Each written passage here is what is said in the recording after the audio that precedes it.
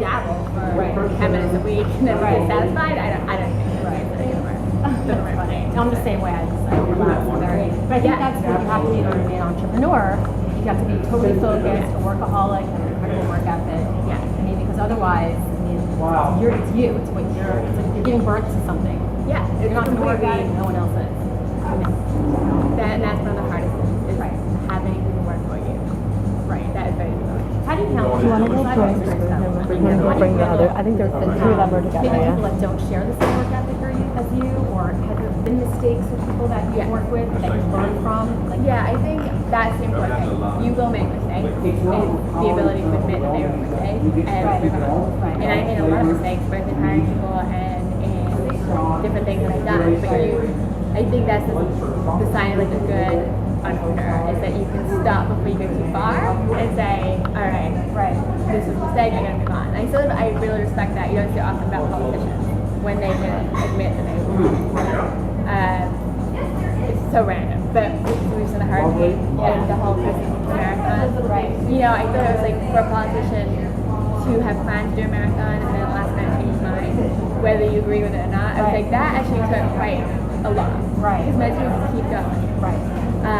Or have like pulled it and then, you know what I mean? Right. And I think in business you have to, it's the same thing. Right. You gotta, and the same thing with business, like we're gonna make mistakes. And I think kids are forgiving that you don't always get it right. What is the problem is if you pretend that you were right. Right. It's much better to say, as long as I made a mistake, I was really kind and I didn't mean to shout at you. It's not your fault. Instead of just following through it. Right. It's funny you say that because what I teach moms is that, like I said, failing is okay. Once you realize that one day you're going to be a mommy master, the next day you're going to be a mommy disaster, and that makes you. People are always like, oh, you can't do something about it. And that's just the thing. Like that's the whole point. Knowing that you can is how you're going to sort of make mistakes And teaching children how to deal. Right. Which when they inevitably will get something wrong with it. Right. Is that it's okay. Right. And you can fix it and you can move on. And I think the worst thing happens to people and businesses when you cannot admit it. Right. That's Right. it. I agree. So what's next for you? I mean, like, what's the next exciting thing? What do you want to I'm accomplish? gonna come out with an album. It's gonna be amazing. It's gonna be love songs. Can you imagine? That would be insane. So bad at singing. Oh my god. Oh, what's next for me is like something that I've wanted to do for a really long time. It's not as easy as everything, but I would really like to reach as many women as possible. And while we'll continue to do things at the high-end maternity and concierge, like we really want to be able to provide education and clothing and products for people at affordable prices. And people always think, oh, so when are you like doing the next project? And I'm like, it's not as easy as you think.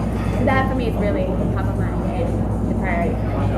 Is that your favorite thing? All the elements that your brand represents, is designing, sort of. Is that like? No, I don't think it's one favorite thing. I think it's more like you see with your moms. I think every mom has this incredible level of anxiety, and it is the best and the hardest thing to do. And I think we must be getting to a more. We're getting to a point in time where we're realizing this more, but we're also getting to a more judgmental point. It's like the two things kind of come to head. And I really like being in a business, and I think that we're making strides to make it a nice place to be. That sounds like a really broad statement, making clothes, like fashion. You know what I mean? So I feel like every single person you touch walks away feeling better, whether it's because they bought a piece of clothing and makes them feel better, or whether it's because they felt like they were part of a cool thing. And that makes me really happy. So it depends what makes the person. So whether it's your book or your clothing line, it's all about what brings it all together and ties it all together. It's helping women, helping moms feel good about themselves and feel good about themselves. And they're better at being a better mom. And ultimately what every time is better. All right, so let's have some fun. Okay. What's one thing that we don't know about you?